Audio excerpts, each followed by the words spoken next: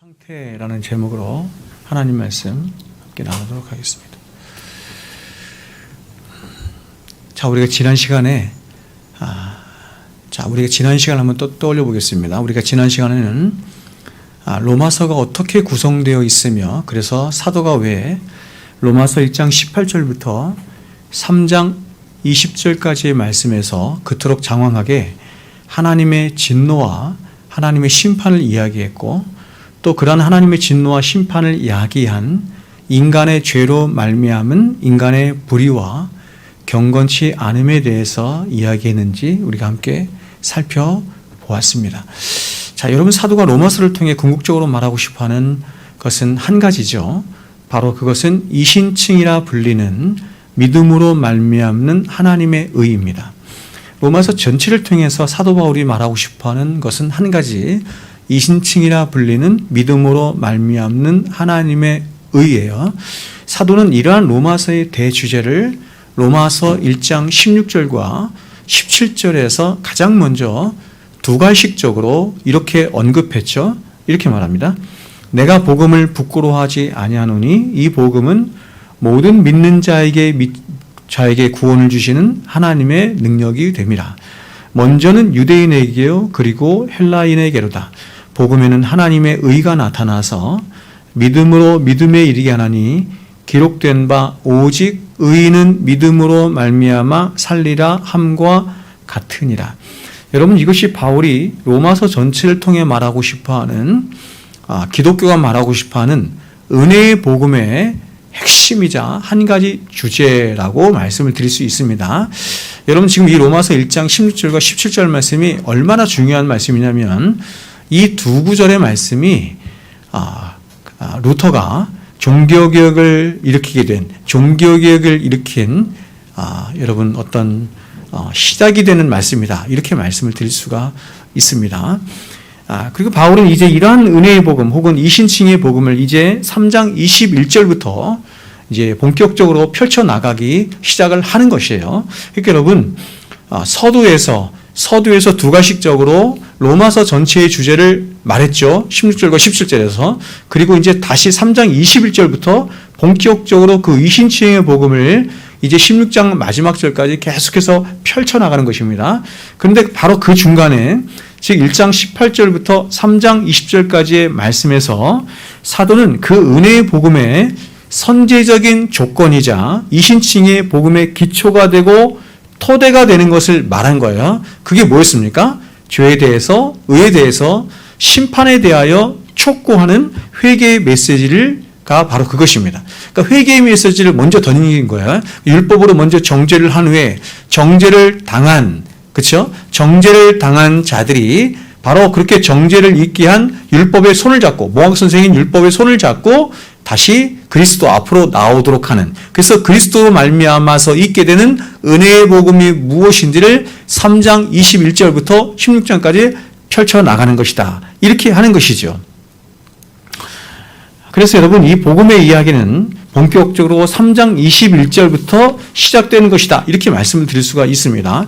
따라서 오늘 우리가 읽은 3장 9절부터 20절까지의 말씀은 이제 1장 18절부터 사도가 시작한 하나님의 진노와 심판과 인간의 죄에 대한 기소의 결론적인 말씀이다, 이렇게 말씀을 드릴 수가 있는 것이죠. 율법이 인간을 정죄를 했는데 그 율법이 인간을 정죄한 것의 결론적인 말씀이 오늘 우리가 읽은 3장 9절부터 20절까지의 말씀이다, 이렇게 말씀을 드릴 수 있는 것이에요. 그리고 사도는 그 말씀의 모든 결론을 이렇게 시작을 했어요. 9절, 오늘 보면 처음이죠. 이렇게 말합니다. 그러면 어떠하냐? 우리는 나으냐? 우리가 나와요. 우리는 나으냐? 결코 아니라. 유대인이나 헬란이나 다 죄 아래에 있다고 우리가 이미 선언하였느니라. 여러분, 성경에서 이렇게 보세요. 유대인도 나오고 헬라인도 나오죠. 유대인 나오고 헬라인 이렇게 나오면 그것은 유대 민족 사람들 그리고 헬라 민족 사람들 이렇게 말하는 것이 아니라, 유대 사람들에게 있어서 유대인은 세상의 중심이고 유대인 바깥에 있는 모든 사람들을 그냥 헬라 사람 이렇게 붙여서 헬라 사람 이렇게 말하든지, 아니면 이방 사람, 그러니까 유대인과 이방 사람 혹은 유대인과 헬라 사람은 세상에 있는 모든 사람들을 가리키는 유대적인 표현인 것이에요. 여러분, 우리가 앞서 살펴본 것처럼 사도는 인간의 실존에 대한 기소를 3단계로 지금 하고 있는 거야. 3단계로. 가장 먼저 1장 18절부터 누구를 기소하냐면 이방인을 기소해요. 하나님을 알지 못하는 이방인들을 기소하는 것입니다. 1장 18절부터 이방인이라 불리는 사람들을 죄 아래 가둡니다. 그리고 이어서 이제 2장으로 넘어오면서 이번엔 누구를 기소하냐면 유대인이라 불리는 자들 또한 죄 아래 가두죠. 여러분, 유대인이라 불리는 자들이 히브리 민족을 말을 할 수도 있지만 유대인이라 칭하는 너, 스스로 유대인이라 칭하는 너가 누구인지에 대해서 우리가 충분히 나눴죠. 그 자들을 죄 아래 가두는 것입니다. 그리고 이어서 사도가 오늘 본문에서 마지막으로 다시 한번 세 번째 부류의 사람들을 기소하는 거예요. 그가 누구냐면 우리입니다. 우리. 그래서 이렇게 말하죠. 우리는 나으냐 이렇게 말하면서 구원받은 성도들까지 죄 아래에 가두고 있는 것이에요. 그러므로 결국 사도는 1장 18절부터 3장 20절까지 해서 모든 인류를 다 가두는 것입니다. 이방인이든 유대인이든 혹은 구원받은 하나님의 백성이든 다 죄 아래에 있는 자들이다 이렇게 말하는 것이죠. 쉽게 말해서 아담 아래 태어난 모든 인류는 단 한 사람의 예외도 없이 다 무엇이다? 죄인이다 이렇게 말하는 거예요. 그래서 오늘 우리가 읽은 9절부터 12절까지 4절의 말씀에서 사도는 이렇게 한 사람의 예외도 없이 모든 사람이 다 죄인이다 라고 하는 그 표현을 4절에서 몇 번을 표현하냐면 5번씩이나 표현을 해요. 이게 표현이 좀 다를 뿐이지 사실은 다 죄이다 라고 하는 것을 5번에 걸쳐서 합니다. 그런데 우리는 여기서 가장 먼저 사도가 하는 굉장히 흥미로운 단어를 하나 만나게 되는데 그게 뭐냐면 바로 죄 아래라는 표현이에요. 죄 아래 이렇게 표현합니다. 굉장히 독특하죠. 여러분, 사도가 하는 이 표현을 잘 주의해 보세요. 사도는 이렇게 말합니다. 유대인이나 헬라인이나, 그러니까 세상 모든 사람들을 말하는 거죠. 유대인이나 헬라인 모두가 다 죄를 범하였다 이렇게 말하지 않고, 이렇게 표현하지 않고 죄 아래에 있다 이렇게 표현해요. 굉장히 독특하면서도 굉장히 특별한 표현이죠. 여러분, 여기서 죄 아래에 있다라고 하는 표현은 이런 것입니다. 인간의 어떤 본질적인 상태나 조건에 대해서 말하는 표현이에요. 인간이 어떤 상태에 있는가, 인간의 본질이 무엇인가 라고 하는 것을 나타내는 표현이 바로 뭐뭇 아래에 있다 이렇게 표현하는 것입니다. 그러니까 죄 아래에 있다라고 하는 표현은 이런 얘기죠. 인간이란 존재는 죄의 통치 아래에 있는 존재다. 혹은 죄의 상태 아래에 있는 존재다. 혹은 죄의 지배 아래에 있는 존재다. 이렇게 말하는 거야.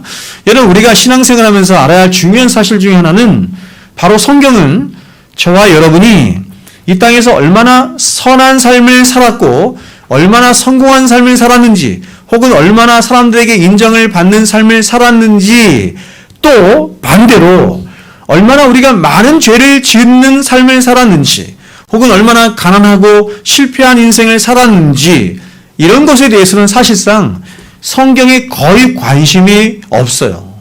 이런 것들은 이방의 종교들이 관심을 갖는 것이에요. 세상에서 어떻게 바르게 살고 어떻게 참되게 살고 어떻게 또 사람들에게 인정을 받는 삶을 살 것인지 어떻게 행복한 삶을 살 것인지 그렇죠? 어떻게 선한 삶을 살 것인지 여러분, 기독교가 그런 것을 말하지 않는다는 것은 아니지만 기독교가 말하는 복음의 본질은 그것을 말하는 것이 아니에요. 그건 이방 종교들이 말하는 것입니다. 이러한 것은 성경이 본질적으로 관심을 두는 분야도 아니고 성경이 질문하는 방식도 아니에요. 그러니까 성경은 우리들에게 너 얼마나 착하게 살았니? 너 얼마나 훌륭한 삶을 살았니? 이런 질문을 하지 않는다는 것입니다. 성경은. 그러면 뭐냐면 성경은 우리의 본질에 관해서 관심을 가져요. 우리의 본질에 관해서 관심을 두고 그것에 질문하는 것입니다. 이런 것이죠. 성경은 이런 것을 질문하는 거예요. 저와 여러분 하여금 당신은 죄 아래에 있는가 혹은 은혜 아래에 있는가? 그렇죠? 아래라고 하는 말은 통치잖아요. 지배잖아요. 그러니까 너는 죄의 지배 아래 지금 있는가 혹은 은혜의 지배 아래에 있는 자인가 하는 것을 묻는 거예요. 이것을 다른 말로 바꿔 말하면 이렇게 이야기할 수도 있겠죠. 과연 여러분이 하나님 나라에 속한 자입니까? 아니면 세상 나라에 속한 자입니까? 소속을 묻는 거예요. 저와 여러분이 그리스도 안에 있는 자입니까? 혹은 하나님의 진노 아래 있는 자입니까? 혹은 당신은 하나님의 자녀입니까? 아니면 여러분 하나님의 자녀가 아니면 누구의 자녀예요? 마귀의 자녀죠. 그래서 에베소에서 본질상 너희가 마귀의 자녀였더니 이렇게 말하죠. 그렇죠? 세상에 있는 모든 사람들은 둘 중에 하나예요. 하나님께 속했든 마귀에 속했든 천국에 속했든 지옥 백성이든 둘 중에 하나예요. 죄의 진노 아래 있든 은혜 아래 있든 둘 중에 하나예요. 여러분 이 모든 말들은 다 하나같이 굉장히 중요하고 본질적인 질문이죠. 뭡니까? 저와 여러분의 운명을 결정하도록 하는 질문인데 어떤 운명이냐면 영원한 운명이에요. 우리의 영생이 걸린 것이에요. 영원한 운명이 걸린 질문들이다 이렇게 말할 수 있습니다. 성경은 바로 이러한 주제들에 대해서 관심을 갖고 이러한 질문들을 우리에게 던지고 있는 것입니다.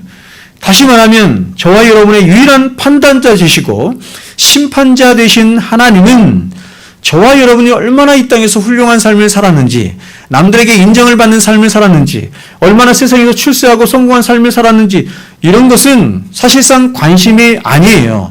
이런 것은 제가 늘 말씀드리지만 이것도 선물이죠. 하나님의 일반 은총 안에서 우리가 해석하고 그런 것들을 가져야 할 것이지 성경에 궁극적으로 우리들에게 질문하는 것은 그런 것이 아니라 앞서 말씀드린 본질적인 질문들을 하고 있는 것입니다.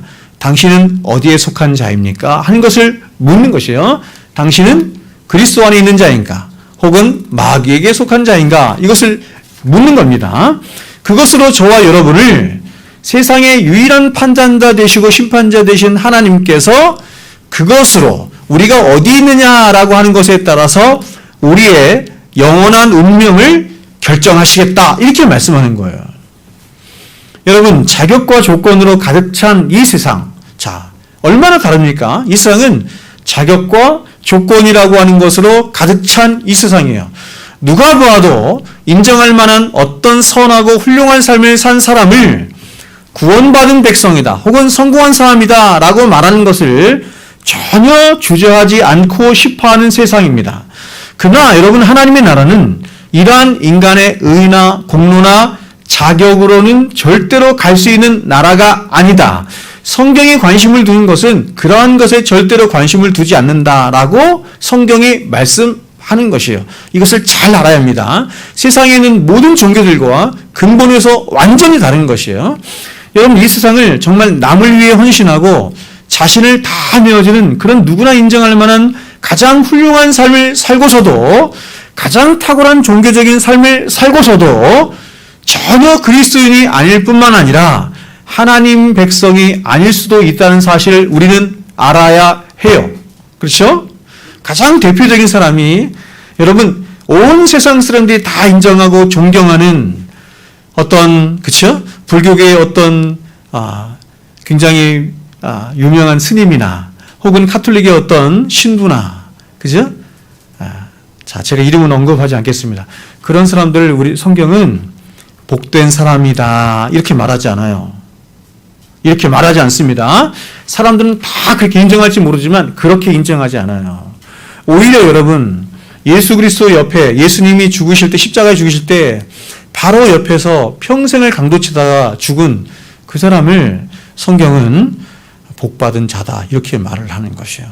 자신이 누구인지를 분명히 알죠. 자신이 누구인지를 분명히 알아서 회개하여 하나님의 은혜 아래 거기에 거하게 된 그 사람을 성경이 복받은 자다 이렇게까지 언급한다는 사실을 우리는 잊어서는 절대로 안 됩니다.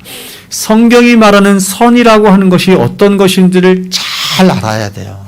인간의 윤리 도덕을 말하는 것이 아닙니다. 인간들이 합의하여 만들어낸 어떤 선악의 구조 속에 갖고 있는 선의 개념이 절대 아니라는 것을 알아야 합니다. 그래서 사도가 우리들에게 이렇게까지 말을 했어요. 고린도서 13장 사랑장이죠. 이렇게 말해요. 제가 이러한 복음에 대한 이해가 없을 때 이 사랑장이 이해가 되지 않았어요. 왜 이렇게 말씀을 할까? 이게 이해가 되지 않았어요. 사람들끼리 합의하에는 선악의 구조 속에서 성경을 보려할 때 어떻게 고린도전서 13장이 이해가 됩니까? 이렇게 말하잖아요. 내가 사람의 방언과 천사의 말을 할지라도 사랑이 없으면 소리나는 구리와 울리는 꽹과리가 되고, 여러분 여기서 이러한 복음에 대한 첫 번째 이해와 두 번째 더 나아가서 지금 고린도전서에서 지금 말씀하고 있는 사랑이라고 하는 하나님의 아가페의 사랑이라고 하는 것이 어떤 것인지에 대한 이해가 없으면 이게 이해가 안 되는 거예요. 어떻게 이해가 됩니까? 내가 예언하는 능력이 있어 모든 비밀과 모든 지식을 알고 또 산을 옮길 만한 모든 믿음이 있을지라도, 자, 믿음까지 언급하네요. 사랑이 없으면 내가 아무것도 아니래요. 자, 뭐가 아무것도 아니냐면 내가 아무것도 아니래요. 내가. 여러분 성경에 명확한 표현을 아셔야 합니다. 내가 아무것도 아닙니다. 또 내게 있는 모든 것으로 구제했습니다. 내가 내게 있는 모든 것으로 구제하고 내 몸을 불사르게 내어줄지라도. 훌륭한 사람들 얼마나 많이 있습니까? 그렇죠? 사랑이 없으면 마지막으로 이렇게 말합니다. 내게입니다. 아무 유익이 없느니라. 내게 아무 유익이 없느니라. 여러분 지금 아까도 말씀드렸지만 이런 말씀은 복음에 대한 이해와 두 번째, 지금 고린도전서에서 말씀하는, 아니 성경 전체에서 말하는 사랑이 무엇인가라고 하는 것에 대한 이해가 바른 이해가 없으면 이 사랑장은 이해가 할 수가 없는 것이에요. 어떻게 이해가 됩니까? 제가 이제 사랑장 13장 설교한 것을 책으로 엮어서 여러분들에게 다시 한번 배포하여 우리가 공부를 하겠지만 복음적인 관점으로 봐야 이게 바로 이해가 되는 것이에요. 그리고 우리가 생각하는 사랑이라고 하는 것과 성경이 말씀하는 사랑이 얼마나 다른지를 우리는 볼 수가 있는 것이에요. 여러분 그리스도 안에 있지 않은 그 어떤 탁월하고 선하고 좋은 것도 보세요. 아무런 유익이 없다 이렇게 말하는 거야. 사람들이 아무리 그것은 유익한 거야, 좋은 거야, 탁월한 거야, 훌륭한 거야 말을 해도 그리스도 안에 있지 않은 어떤 것도 아무 유익이 없을 뿐이다. 또 아무리 종교적으로, 자 이번엔 종교적인 영역을 이야기하죠. 종교적으로 탁월한 삶을 살았고 또 누구라도 인정할 만한 훌륭한 삶을 살았다 할지라도 하나님의 아가페의 사랑 안에 있지 않은 자와 그가 살아낸 모든 삶은 그에게 아무 유익이 없다 이렇게 말하는 거예요. 여러분 여기서 아무 유익이 없다라고 하는 진의는 그가 구원을 얻지 못했다 이런 뜻이에요. 여러분 이 세상에서 정말 실패한 삶을 살았고, 여러분 이 세상에서 사람들이 다 너는 참 실패한 삶을 살았구나, 너는 정말 가난하고 비참한 삶을 살았구나, 너는 너무 수고로운 삶을 살았구나 해도 성경이 그가 만일 그리스도 안에 있는 자라고 한다면 그는 모든 것을 가진 자래요. 아멘이시죠?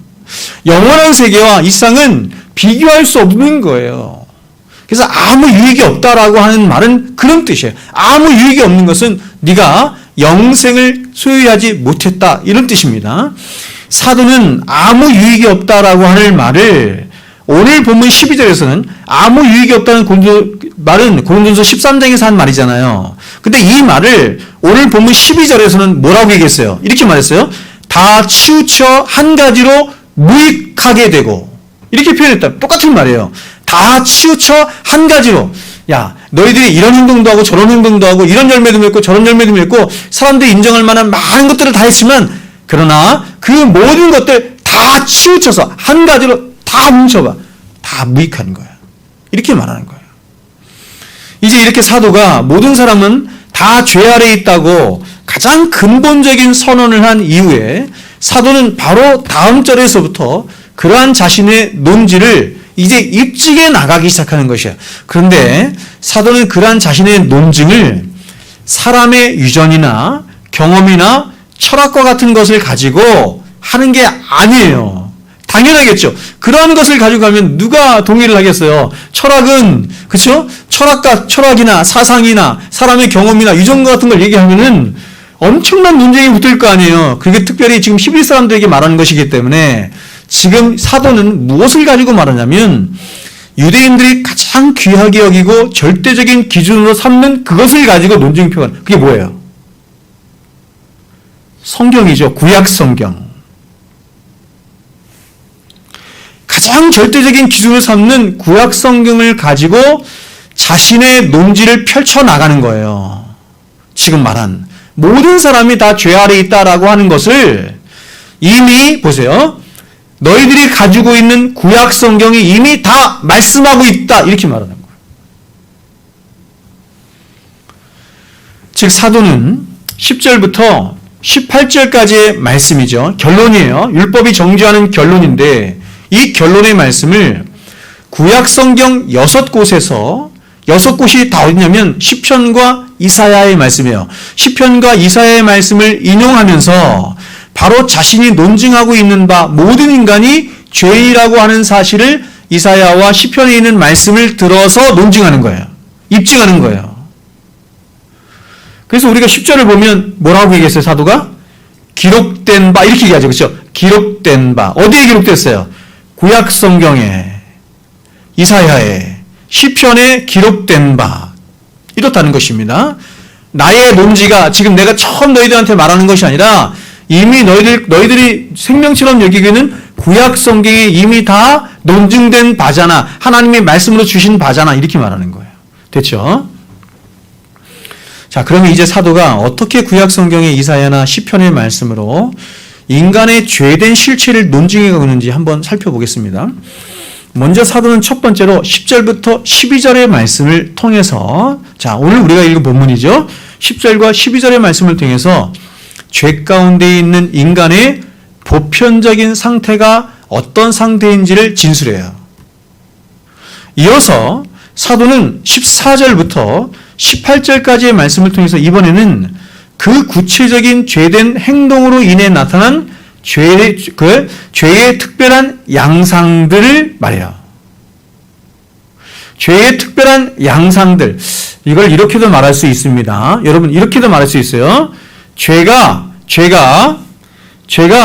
이렇게 씨를 뿌린 거예요. 죄가 이렇게 씨를 뿌렸어요. 그거를 뭐라고 해요? 죄가 씨를 뿌린 걸 뭐라고 하죠? 죄의 양상이라고 그랬죠, 제가. 죄의 양상을 다른 말로 뭐라고 하냐면 악이라고 하는 거예요. 악. 그러니까 10절부터 12절은 인간적인 보편적인 죄의 상태를 말했고 그 죄의 상태로 말미암은 인간 안에 있어진 어떤 악의 상태, 그렇죠? 특별한 죄의 양상들, 이런 것들을 14절부터 18절까지 해서 말한 거예요. 그리고 마지막으로 이제 사도가 18절 말씀으로 그 모든 것들을 한마디로 압축해서 이렇게 말하는 것입니다. 18절 보세요. 이렇게 말하죠. 저희 눈앞에 하나님을 두려움이 없느니라. 이렇게 된 결과, 그렇죠? 제가 온 세상에 가득하게 된 결과가 뭐냐면 저희 눈앞에 하나님을 두려움이 없느니라. 사람들이 하나님을 두려워하지 않더라. 이렇게 말하는 것입니다. 자, 이제 이러한 사도의 서술들을 하나씩 살펴볼 텐데 오늘은 10절부터 12절 말씀만 제가 살펴볼 거예요. 자, 먼저 사도는 인간의 보편적인 상태를 말하면서 가장 먼저 이렇게 말을 해요. 의인은 없나니 하나도 없죠. 여러분, 여기서 의인이라고 하는 말은 제가 주일날도 여러분에게 의에 대해서 말씀을 드린 것처럼 그것과 연관된 거예요. 의인이라는 말은 그 의를, 첫 번째 의를 획득한 사람을 말하는 거예요. 다시 말하면 도덕적으로나 윤리적으로, 더 정확하게 말할게요. 하나님의 율법에 완전히 부합되어 있는 사람을 말하는 거예요. 하나님의 율법에 전혀 책망받을 것이 없이 완전 무결하게 있는 사람이죠. 여러분, 제가 지난 주일날 설교 시간에 의를 두 가지로 말씀을 드렸어요. 자, 조직신학책을 보면 의가 7가지, 8가지 나오는데 다른 것은 볼 것이 없고 제가 두 가지만 볼 것이 있다. 이렇게 말씀드리면서 첫 번째 의, 그렇죠? 구약의 율법이 말하는 의라고 그랬어요. 두 번째 의는 전가된 의다. 이렇게 기억나죠? 좋습니다. 그래서 지금 사도 바울이 얘기하는 의는 그러면 어떤 의겠어요? 첫 번째 의를 말하는 거야. 첫 번째 의의 의미인 율법에 완전히 부합한 어떤 상태에 과연 스스로 있는 자가 있느냐? 묻는 거죠. 있어요, 없어요? 없다는 겁니다. 의인은 없나니, 그런 의인은 없나니 하나도 없어요. 자, 두 번째 의의가 중요하잖아요. 이제 두 번째 의의를 어디서부터 말할까요? 3장 21절부터 이제 쭉 말하기 시작했죠. 야, 이런 의는 다 실패했어. 그래서 하나님이 예비하신 두 번째 의의가 나타났어. 그게 3장 21절이잖아요.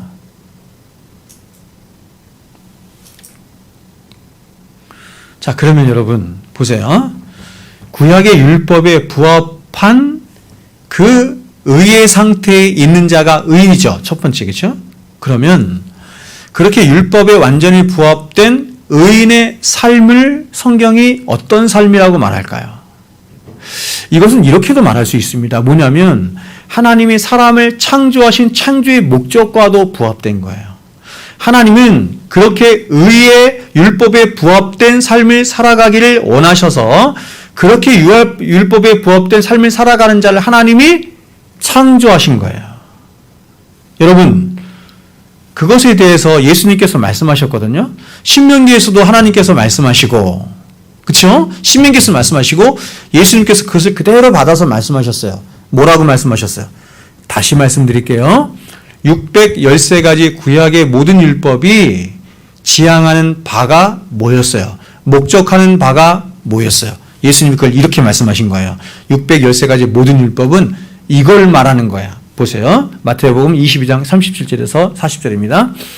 예수께서 이르시되 내 마음을 다하고 목숨을 다하고 뜻을 다하여 주 너의 하나님을 사랑하라 하셨으니 이것이 크고 첫째 되는 계명이요 둘째도 그와 같으니, 계명이 떨어질 수 없기 때문에 그와 같으니 이렇게 말하는 거야. 그와 같으니 내 이웃을 내 자신과 같이 사랑하라 하셨으니 이 두 계명이 온 율법과 선지자의 강령이라.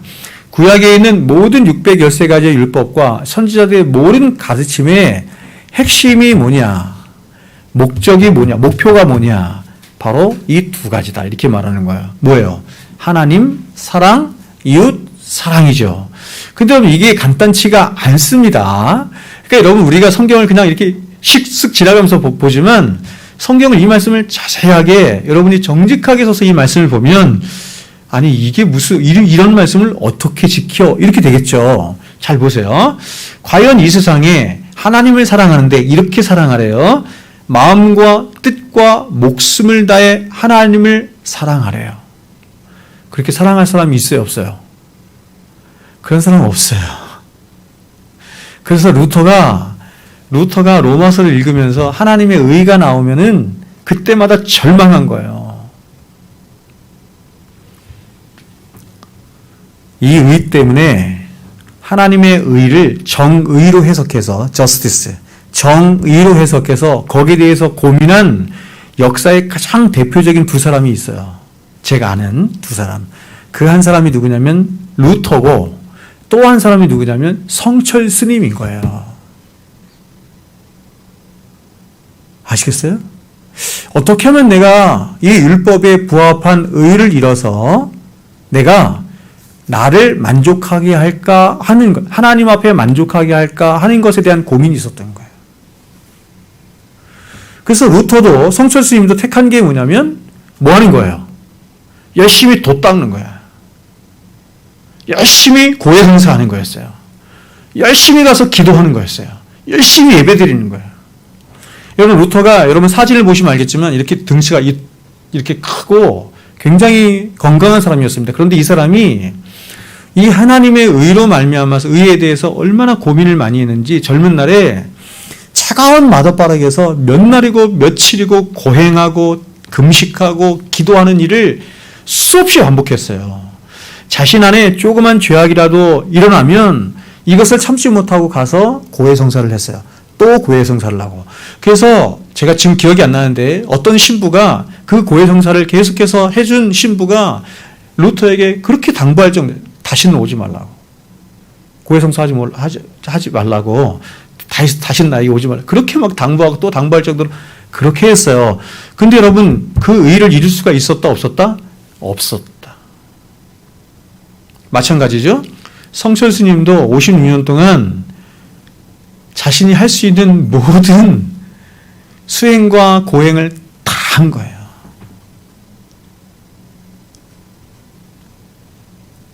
그분이 한 수행을 말하자면 이루 말할 수가 없습니다. 그래서 이 두 분이 똑같이 율법의 벽에 부딪힌 거예요. 율법에 부딪히고 여기까지 깨달은 거예요. 일단은 뭘 깨달으면 모든 사람이 죄를 범하였음에 하나님의 영광에 이르지 못하다니. 율법의 정죄를 받아서 나라고 하는 존재는 내가 어떤 것으로도 내 안에 있는 죄를 어떻게 할 수 없는 존재구나라고 하는 것을 둘 다 딱 깨달은 거예요. 그런데 한 사람은 해방을 받았고 한 사람은 해방을 못 받아서 열반송을, 여러분 제가 열반송 여러 번 읽어드렸잖아요. 그 열반송 하면서 나는 무간지옥으로 떨어진다 하고 지옥으로 떨어진 거고, 한 사람은 거기서 자유함을 받았는데 그 자유함을 얻게 된 계기가 뭐냐면 이 로마서 아까 읽어드린 1장 16절 17절 말씀이에요. 이 의가 하나님의 의가 아니었구나. 다시요. 이 하나님의 의가 하나님의 공의가 아니었구나라고 한 것을 안 거예요.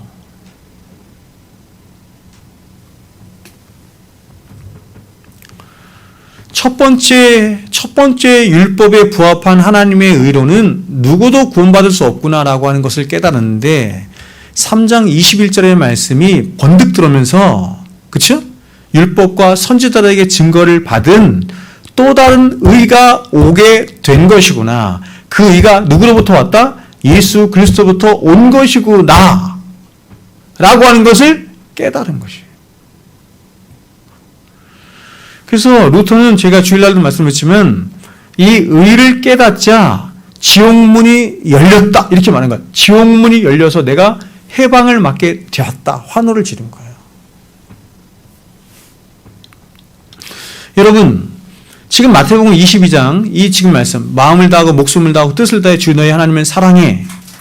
이게 첫째 되는 계명이에요. 둘째 되는 계명은 내 이웃을 내 자신과 같이 사랑해. 그렇죠? 여러분, 이 계명은 지금 예수님께서 처음 말씀하신 계명이에요? 아니면 구약에도 있어요? 구약에도 똑같이 있죠. 우리 잘 알잖아요. 신명기에 있는 말씀 아닙니까? 하나님이 이스라엘 백성들에게 언약을 맺으실 때마다 이 계명을 주셨단 말이에요. 그렇죠? 그러면 여러분, 우리는 이 계명 앞에 어떻게 해야 돼요? 하나님, 나의 어떤 의로도 이 율법을 행할 재간이 없습니다. 내가 어떻게 목숨을 다해서 주님 사랑합니까? 나를 사랑하듯이 내가 이웃을 사랑할 수 없는 존재예요. 그런 자신의 본질을 알고 깨달아서 하나님 앞에 회개하고 돌아와야 되는 거거든요. 하나님, 나는 할 수 없어요. 오직 예수 그리스도께서 십자가에 이루신 나는 그 의만 붙들 뿐이에요 라고 해야 사는 거예요. 근데 구약의 이스라엘 백성들은 끊임없이 뭐라고 했어요? 그렇게 하겠습니다. 우리가 모든 율법을 다 지켜. 그게 교만이에요. 그걸 교만이라고 해요. 목이 곧은 백성이라고 해요. 그럼 여러분, 교만은 어디에서부터 왔어요? 어디서부터 시작된 거예요? 자기가 누구인지 자신의 실체를 정확하게 보지 못한 것에서부터 오는 거란 말이에요. 그 가장 대표적인 사람이 제가 누구라고 그랬어요? 주일날. 부자 청년이라고. 부자 청년.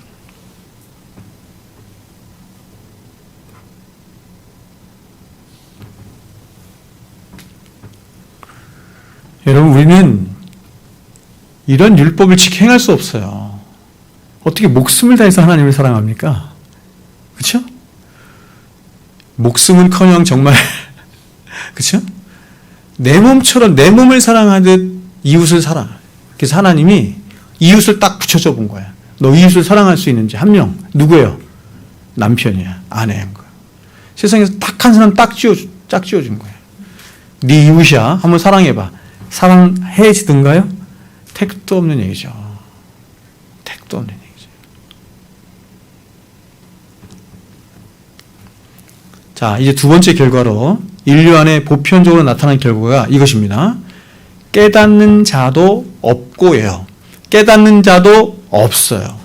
여러분, 저는 이 깨닫는 자도 없고가 바로 죄가 무엇인지 보여주는 죄의 진수 중의 진수라고 생각해요. 사도는 이 깨닫는 자도 없고를 에베소서 4장에서는 뭐라고 표현했냐면 이렇게 표현했어요.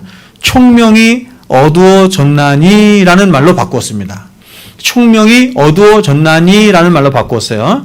즉 죄로 말미암아 사람들 안에 나타난 결과가 뭐냐면 총명이라고 하는 것이 어두워진 것인데, 이 총명의 어두워짐으로 사람들은 결국 어떻게 됐냐면 하나님을 인식하지도 못하게 되었고, 하나님도 보지 못하고 하나님도 사랑할 수 없게 된 거예요. 그러므로 여러분, 죄를 다르게 표현하면 이렇게 말할 수 있어요. 죄란 우리 안에 총명이 어두워짐으로 인해서 나타난 하나님에 대한 영적 무지이자 어리석음이자 하나님에 대한 적의, 이렇게 말할 수 있어요.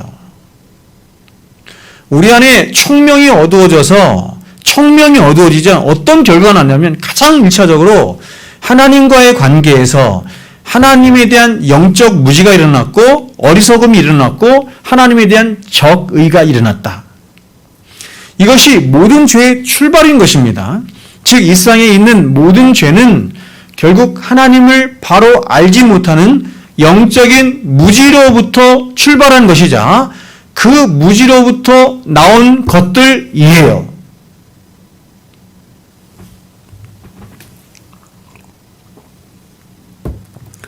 여러분, 이 세상을 살아가는 사람들을 한번 보십시오. 사람들은 이 세상을 살아가는데 필요한 세상적이고 육적인 지식들에 대해서 얼마나 해박한지 모르겠습니다. 여러분, 제가 육적인 지식들이라고 하니까 이걸 나쁘게 나쁘게 인식하시면 안 돼요. 이러한 모든 지식들조차도 하나님께서 다 주신 거기 때문에, 육적인 지식이라고 제가 표현한 것은 뭐냐면, 세상적이고 육적인 지식이라고 하는 것은 뭐냐면, 세상을 살아가는데 혹은 우리의 육신을 돌보는데 필요한 지식, 이런 뜻이에요. 지식은 다 하나님께로부터 온 것입니다. 다 좋은 것입니다. 그런데 사람들은 특별히 세상적이고 육적인 지식들에 대해서는 굉장히 밝고 해박해요. 그리고 그러한 지식들을 평생 열심히 힘써 구해요. 그래서 그들 중에 어떤 사람들은 예술이나 학문적인 분야에 탁월한 지식을 나타내는 사람들도 있고, 또 어떤 사람들은 정치나 경제나 문화에 관한 지식이 풍부한 사람들도 있어요. 어떤 사람들은 과학에, 어떤 사람은 사업하는데 전문적인 지식을 갖는 사람도 있습니다. 근데 이렇게 세상 만물에 대한 풍부한 지식을 가진 사람들이 오히려 그러한 세상 만물을 지으시고 모든 생명의 주관자 되신 하나님을 아는 지식에 대해서는 너무나 전무하고 핍절하고 일천하고 무식해요. 자, 여러분, 저는 감히 여러분에게 말씀을 드리면, 여러분이 세상을 살아가는데 전문적인 지식이 굉장히 많이 필요하잖아요. 그렇죠? 그렇죠? 우리가 중학교, 고등학교, 대학교 그 이상 가면서 계속 공부 많이 했잖아요. 그렇죠? 저는 그렇게 공부하는 열심만큼이나 하나님을 아는 지식도 열심을 내야 된다고 믿는 사람이에요. 그렇게 믿습니까? 그렇잖아요, 여러분. 경중을 따지면 비교가 안 돼요. 그래서 빌립보서에서 사도 바울이 그 지식을 무슨 지식이라고 했다고요? 가장 고상한 지식이라고 했다고요. 예수 그리스도를 아는 지식을 가장 고상한 지식이라고 했어요. 왜냐하면 예수 그리스도를 아는 지식만이, 오직 그 지식만이 하나님 앞에 인도할 수 있는 지식이기 때문이에요. 천국에 이르도록 하는 지식이기 때문이에요. 세상에서 아무리 박사학위 100개, 1000개를 받아도 그거 가지고 천국 못 갑니다. 하나님을 알아야 돼요. 예수를 알아야 돼요. 맞죠? 예. 그래서 열심히 공부해야 돼. 열심히 공부해야 돼. 예. 제가 이제 공부라는 말을 좀 써야 되겠어요. 공부해야 돼요. 공부. 제가 그런 말을 많이 한 거예요. 밖에 나가 설교할 때. 여러분은 그렇게 열심히 공부해서 이렇게 좋은 직장도 얻고 했으면서 왜 하나님을 아는 지식에는 일천하고 하나님을 아는 지식은 그렇게 지식을 사용하지 않고 그렇게 무당처럼 살려고 하느냐, 신앙생활 하려고 하느냐. 그렇죠? 여러분, 지식이 없으면, 지식이 없는 신앙생활은 어떻게 하냐면 지식 외에 다른 걸로 하는 거예요. 그런데 하나님이 우리에게 당신을 신앙할 수 있도록 열어주신 길은 그걸 계시라고 해요. 계시. 그렇죠? 그게 하나님 말씀이잖아요. 계시가 말씀이잖아요. 말씀을 통해서만 하나님을 알고, 말씀을 통해서만 하나님과 어떻게 관계하고, 말씀을 통해서만 하나님을 어떻게 신앙하고 예배하는지를 가르쳐줬어요. 다른 길은 다른 방법은 없어요. 내가 잠을 자는데 갑자기 꿈에서 하나님이 나타나가지고 너 내일부터 나를 이렇게 예배해. 이렇게 나를 섬겨. 이렇게 신앙생활해. 그건 무당이에요. 그런 거 없어요. 성경 66권에 분명하게 말씀한 거예요. 그래서 제가 여러분에게 말씀드렸지만 하나님이 이스라엘 백성들과 언약을 맺으시고 보세요.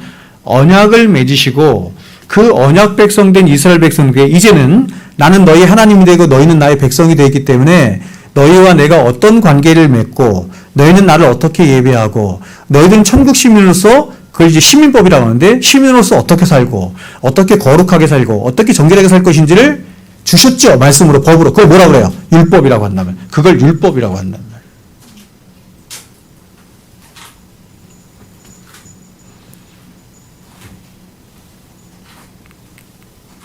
그래서 여러분 하나님을 아는 지식, 성경 지식은 절대적인 거예요. 너무너무 중요한 겁니다.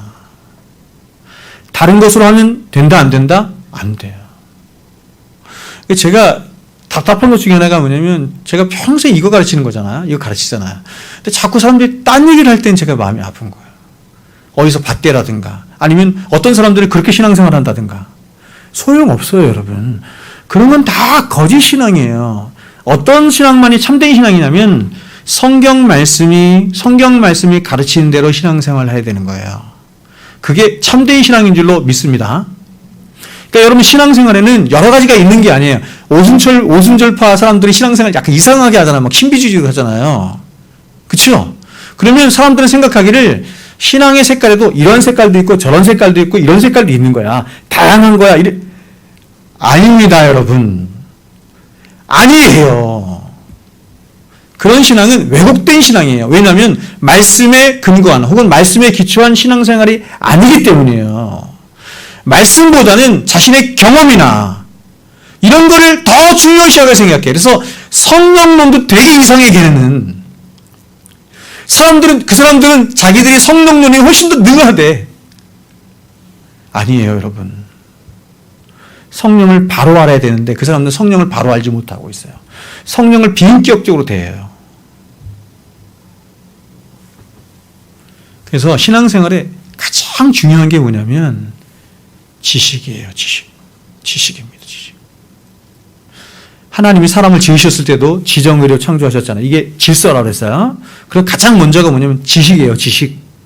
신앙생활을 감정적으로 먼저 하면 된다 안 된다? 안 돼요. 의지적으로 해도 안 되는 거예요. 아시겠어요? 그래서 우리나라에서 이렇게 말을 해요. 사람들이 지식 중심으로 하는 기독교, 그러니까 개신교 교단이 어디냐면 장로교다 이렇게 얘기하고, 감정 중심으로 하는 기독교 교단이 어디냐 이렇게 얘기하는 게 오순절이나 감리교다 이렇게 얘기를 하고, 그 다음에 의지 중심으로, 그렇죠? 삶 중심으로 하는 여러분 삶 중심으로 하는 신앙생 그 교단을 뭐라고 하냐면 기독교 뭐라고 그래? 기장이라고 해요. 기장. 기독교 장로 들어보셨어요? 아니에요, 여러분. 하나님이 사람을 창조하실 때 이렇게 창조하신 거예요. 지정의로 창조하신 거예요. 그래서 제가 말씀드렸지만 하와가 지정의를 가진 존재로서 이런 말씀의 체계와 전인격 속에서 신앙생활을 해야 되는 건데, 이때 마귀가 어디를 뚫고 들어왔냐면 지각을 뚫고 들어온 것이 아니라 정서를 뚫고 들어온 거예요. 정서를 무너뜨리자 확 꼬꾸라진 거예요, 이 사람이. 어떻게 정서를 꼬꾸라뜨렸다고 제가 말씀드렸어요. 하나님을 왜곡시켰어요. 하나님을 지식적으로 왜곡시킨 게 아니라 감정적으로 왜곡시킨 거예요. 감정적으로. 야, 하나님이 정말로 동산 중앙에 있는 나무의 실과를 먹지 말라 하더냐? 이 말을 잘 들어보세요. 이건 지식에 관한 것이 아니라 감정에 관한 것이어서 그 사람의 감정을 무너뜨리는 거예요. 야, 너희가 그렇게 에덴 동산에서 밤낮으로 수고하고 하나님을 경배하고 예배하며 그렇게 수고하고 있는데, 아니 그 나무의 실과가 뭐라 그걸 못 먹게 해? 참 하나님은 너한테 너무 인색하신 분이구나. 이렇게 접근하는 거예요. 그래서 하와의 마음이 무너지면서 지식에 있는 하나님의 진리로 그 마귀의 유혹을 뿌리치고 쳐냈어야 되는데, 그러지 못하고 정서가 무너지자.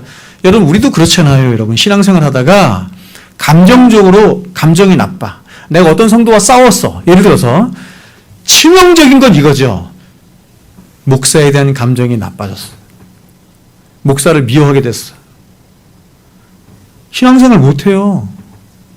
말씀이 들어옵니까? 안 들어오죠. 하나도 안 들어요. 그래서 여러분, 신앙생활의 굉장히 중요한 요소 중에 하나가, 굉장히 중요한 전제 중에 하나가 뭐냐면, 여러분이 저하고 바른 관계를 잘 맺는 거예요. 그래야 말씀이 들려지지 않겠습니까? 그렇죠? 저 목사가 나를 미워한다. 이렇게 생각하면 말씀이 들려오겠냐고. 안 들려오는 거예요. 여러분, 이걸 잘 지키십시오. 지정의입니다. 아시겠죠? 그래서 하나님을 아는 지식이 가장 중요하다. 지식이 명령하는 거예요. 지식이 어디에 명령해요? 첫 번째로 정서에 명령하는 거예요. 지식이 정서에 명령해. 진리를 가지고 진리를 담은 지각이 명령하는 거예요. 정서에. 그럼 정서가 어떻게 해요? 그렇지. 그 말씀이 진리이지. 내가 믿음으로 살아야지라고 어떻게? 용기를 갖는 거예요. 용기가 정서잖아요. 그렇죠? 용기를 갖는 거예요. 그러면 다시 지각과 정서가 의지에 명령하는 거예요. 이렇게 살아. 그러면 의지가 그렇지. 이것이 진리이고 내가 이제 용기를 가졌으니 의지를 가지고 내가 말씀대로 순종하는 삶을 살아야지. 전인격적인 신앙생활이 되는 거예요. 그렇게 질서. 이렇게 아시겠죠?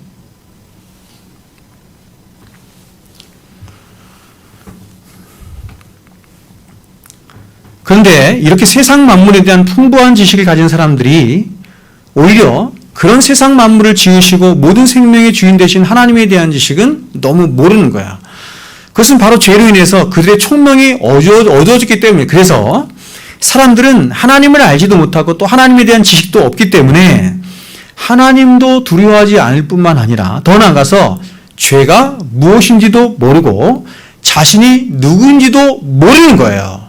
그리고 혹시 이러한 것들에 관심을 갖는다 할지라도 그들이 가진 지식이라고 하는 것은 거의가 다 부분적인 지식일 뿐이고 왜곡된 지식일 뿐인 겁니다. 그래서 사람들은 보세요. 이런 하나님에 대한 무지로 인해서 자신이 누구인지도 모르죠. 하나님을 모르면 자기가 누구인지 몰라요. 보세요. 자기가 누구인지 모르기 때문에 결국 세상 사람들은 자신을 어떻게 정의하기 시작했냐면 동물의 한 부류다 이렇게 정의하기 시작한 거예요. 언제 배웠어요? 고등학교 시간에 배웠잖아요. 생물 시간에. 사람은 동물이라며요. 그것도 포유류라며. 그렇게 믿고 있어요? 그렇게 생각해요? 하나님을 알지 못하는 사람들이 사람을 이렇게 생물학적으로 동물학적으로 정의한 거예요. 하나님을 모르니까. 자신이 누군지를 모르는 거예요. 우리는 그렇게 정의 안 합니다. 우리는 그렇게 정의 안 해요. 우리는 사람을 어떻게 정의해요? 사람이에요. 사람. 하나님의 형상이 입혀진 사람이에요. 자, 사람은 피조물이긴 하지만 그런 피조물들의 커다란 카테고리 안에 있지만 하늘이 땅보다 높은 것 같이 다른 모든 피조물들과 완전히 구분될 정도로 사람은 굉장히 하나님 앞에 특별한 존재라고 믿어요. 절대로 진화한 존재라고 믿지 않아요. 동물이라고 믿지 않아요. 포유류에 속한 한 부류라고 절대로 믿지 않아요.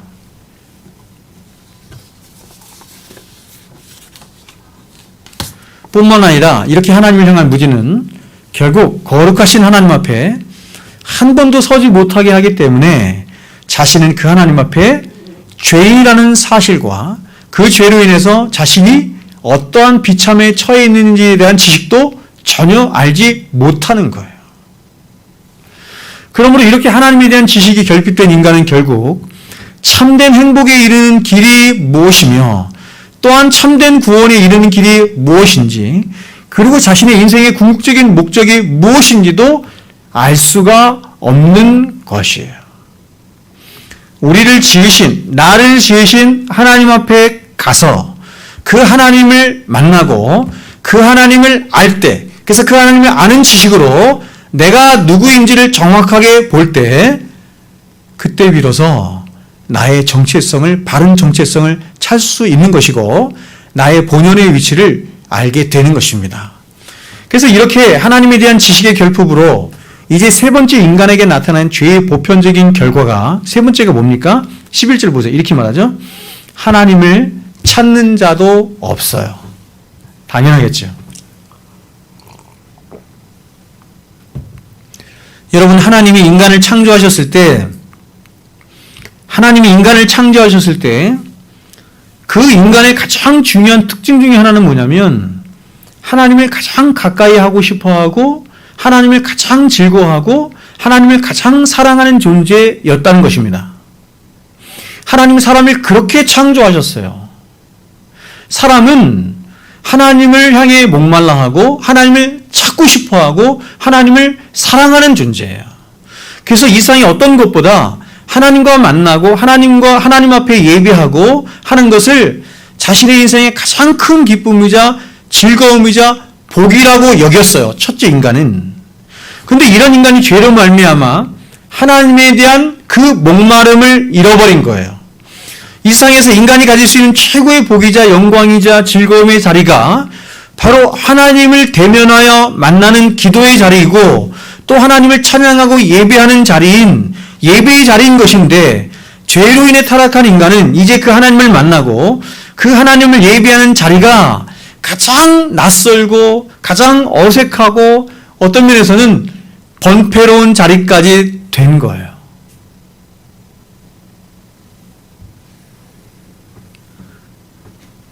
그러므로 여러분, 하나님은 이렇게 하나님 자신을 잃어버린 인간을 구원하시고 그 관계를 회복하시고자 예수 그리스도를 이 땅에 보내 십자가에서 죽게 하신 것입니다.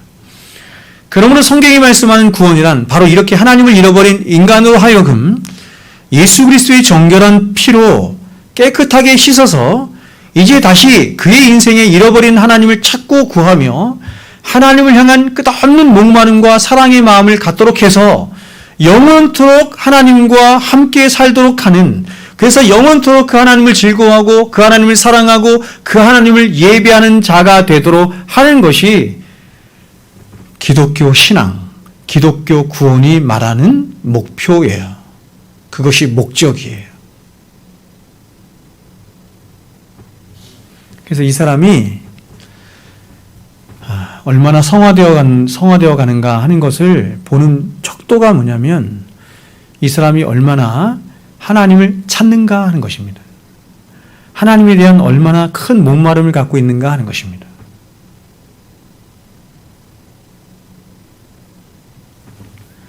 그 성경에 나와 있는 모든 믿음의 사람들은 다 한결같이 이랬어요. 하나님을 향한 목마름, 특별히 하나님의 영광에 대한 목마름을 가진 자였어요. 여러분 여기 보세요. 제가 여기 5가지 써놨죠. 그렇죠? 기독교의 핵심입니다. 기독교의 핵심 가치 진리예요.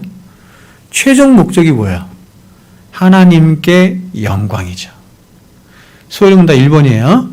사람의 제일 된 목적은 하나님을 영화롭게 하고 영원토록 그분을 즐거워하는 것이요. 하나님께 영광이죠. 우리를 구원하여, 죄된 우리를 구원하여 예수 그리스도의 피로 정결케 해서 우리를 끊임없이 인생 속에서 거룩하게 하시고 정결케 하시고 또 새 창조에 가시는 그 모든, 여러분 성화 구원의 모든 끝장판, 모든 최고의 목적이 뭐냐면 하나님께 영광 돌리는, 하나님을 예배하는, 예배를 즐거워하는 자가 되도록 하기 위함에 있다. 이렇게 말할 수 있는 것입니다. 여러분, 그래서 시편을 보면 믿음의 사람들이 이렇게 하나님 그분 자체를 목말라하고 하나님 그분의 영광을 사모했던 것을 우리가 얼마든지 볼 수 있는데 가장 대표적인 시편이 어디냐면 시편 42편이에요. 시편 42편은 누가 썼냐면 고라자손이 썼어요. 여러분 고라자손 아세요?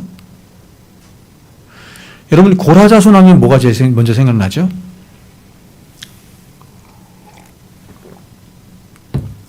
허은인 집사님 고라자손 하면 제일 먼저 뭐가 생각나요?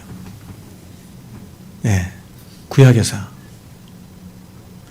고라자손이, 고라가 나단과 아비람과 함께 뭐 했어요? 하나님을 반역했어요. 반역해서 모세를 대적했죠. 아시죠? 대적했어요. 대적한 결과가 뭐였어요? 고라 자손이, 고라의 모든 자손들이 땅이 꺼져서 다 죽었어요. 맞았어요? 다 죽었어요. 그런데 그 가운데 하나님이 일부를 살려주셨어요. 그래서 그 자손들이 그렇게 자신들은 죽어 마땅한 존재인데 살게 됐거든요. 살게 되었을 뿐만 아니라 나중에 가면 하나님의 이 성전을 수종드는 자로 하나님께서 그렇게 택하여 다시 말씀하세요. 은혜가 넘쳤죠. 은혜가 넘친 거예요. 그래서 이 사람들은 그런 자신의 그 조상들의 죄를 기억하고 죄 가운데 자신들을 구원하시고 은혜를 주신 그 하나님의 은혜에 늘 감격하면서 하나님을 사모하는 그런 시들을 많이 썼는데 그 가장 대표적인 시편이 42편이란 말이에요. 이렇게 말하죠. 하나님이여 사슴이 시냇물을 찾기에 갈급함 같이 내 영혼이 주를 찾기에 갈급하나이다. 여러분, 내 영혼이 다른 것을 찾지 않고 뭘 찾아요? 주를 찾기에 갈급해요. 내 영혼이 하나님고 살아계신 하나님을 갈망하리니, 그렇죠? 하나님을 갈망한대요. 갈망하리니 내가 어느 때에 나아가서 하나님의 얼굴을 배울까? 하나님의 얼굴을 배웠고 하나님을 갈망하는 것, 하나님을 갈망함으로 하나님의 얼굴을 배우는 것이 이들의 인생의 최고의 목적인 거예요. 사람들이 종일 내게 하는 말이 내 하나님이 어디 있느냐 하오니 내 눈물이 주야로 내 음식이 되었도다. 하나님을 정말 여러분 열정적으로 갈망하게 되잖아요. 그러면 하나님이 없다 하는 자들이나 하나님을 무시하는 자들의 어떤 삶이나 그들의 말이나 이런 것들을 들으면 이렇게 돼요. 너무 그게 슬픈 거예요. 내가 전에 성의를 지키는 무리와 동행하여 기쁨과 감사의 소리를 내며 그들을 하나님의 집으로 인도하였더니 이제 이 일을 기억하고 내 마음이 상하는도다.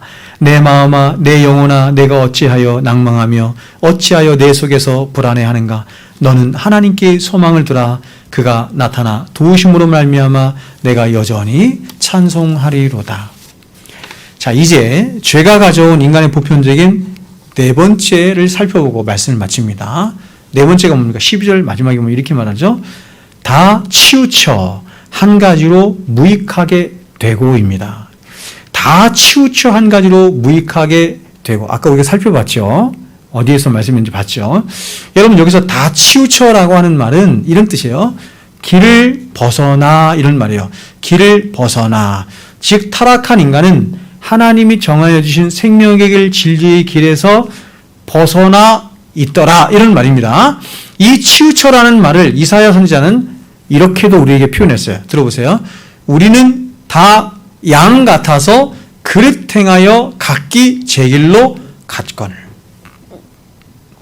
죄는 뭐냐면 하나님이 정하여 주신 길이 있어요. 하나님이 정하여 주신 길에, 그게 생명의 길이에요. 그 길로 가야 돼요. 그게 영광의 길이에요. 근데 죄는 뭐냐면 하마르티아, 관역에서 벗어난다거든요. 그 관역의 길에서 벗어나서 자기가 원하는 제 소견의 길로 가는 것을 죄라고 하는 거예요. 이렇게 얘기하죠. 다 양 같아서 그릇 행하여 각기 제 길로 갔거늘. 여러분, 하나님을 떠난 인간은 다 이런 식이에요.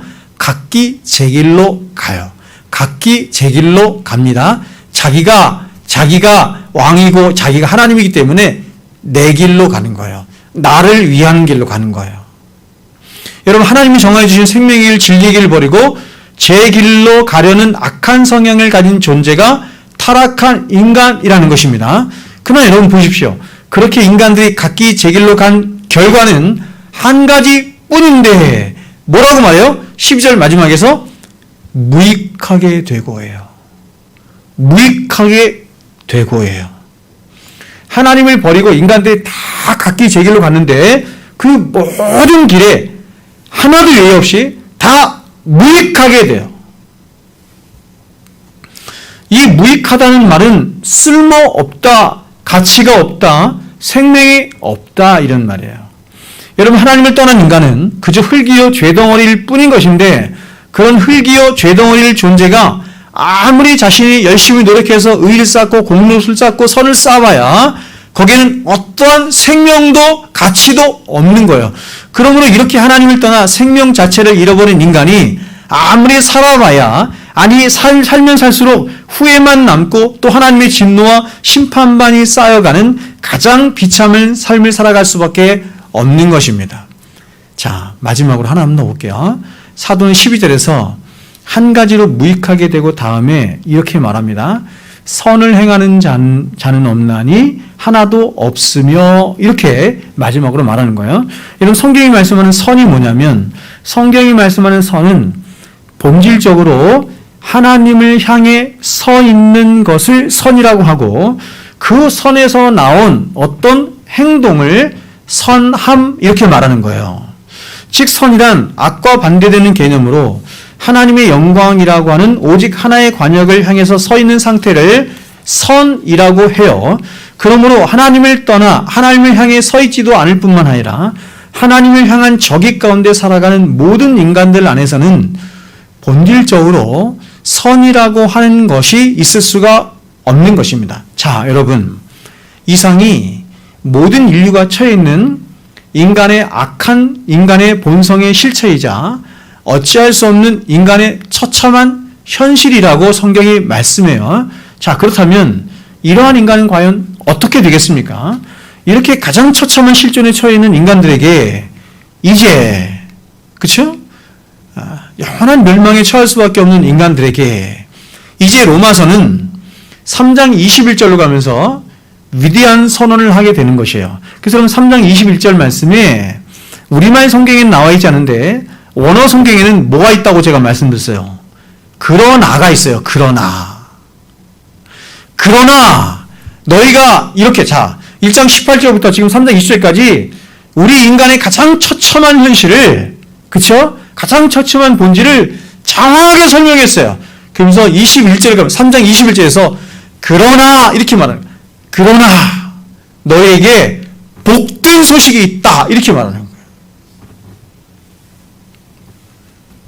그래서 여러분 21절부터 이제 앞으로 계속해서 보게 될 16장 마지막 절까지의 모든 말씀이 바로 사도가 전해주고 싶어하는 그 복된 말이에요. 복된 말씀이에요. 그 복된 말씀을 뭐라고 해요?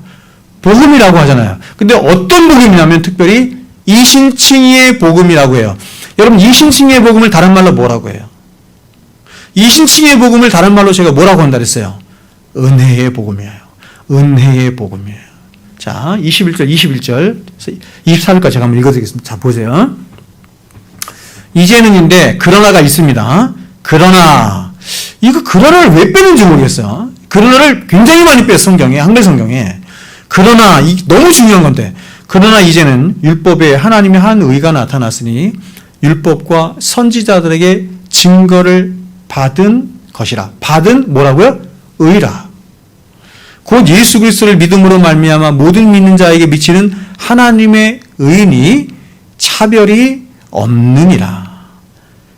모든 사람이 죄를 범하였음에 하나님의 영광에 이르지 못하였더니, 자, 3장 20절까지 이 말씀 계속했잖아요.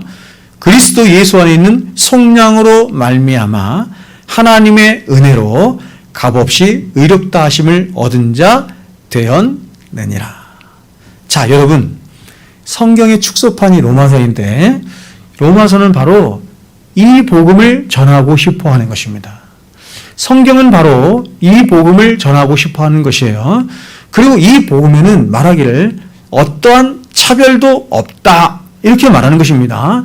유대인들에게만 속한 것이 아니라, 유대인들에게만 해당되는 것이 아니라 가난한 자나 부한 자나 많이 배운 자나 그렇지 않은 자나 피부색이 검은 자나 하얀 자나 아무 상관없이 모든 믿는 자에게 차별 없이 구원을 주시는 하나님의 능력에는 전혀 차별이 없다, 이렇게 말하는 것입니다. 그래서 여러분, 이제 3장 21절부터 계속 사도가 뭘 얘기하는 거냐면, 그러므로 이 복음 앞으로 나오십시오. 이 복음 앞으로 나오십시오. 이 위대한 복음 앞으로 나오십시오. 여러분을 자유케 할 것입니다. 여러분을 구원케 할 것입니다. 이 복음에 하나님의 구원의 능력이 나타날 것입니다. 초청하는 것입니다. 기도하겠습니다. 네. 기쁨